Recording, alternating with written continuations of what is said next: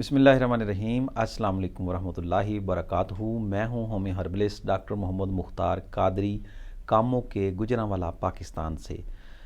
آپ لوگوں نے اکثر سنا ہوگا کہ نامردی، فلاں نوجوان کو نامردی ہے یا نامرد ہے، تو بہت زیادہ جو ہے یہ لفظ بولا جاتا ہے اور سننے میں بھی آتا ہے، لیکن اس کے معنی کا یا اس کے اصل کا کسی کو شاید ہی زیادہ علم نہ ہو کہ نامردی آخر ہوتی کیا ہے۔ تو بعض نوجوان میرے پاس جو آتے ہیں وہ بالکل الحمدللہ ٹھیک ہوتے ہیں، تو وہ کہتے ہیں میں نامرد ہوں یا نامردی کا شکار ہوں۔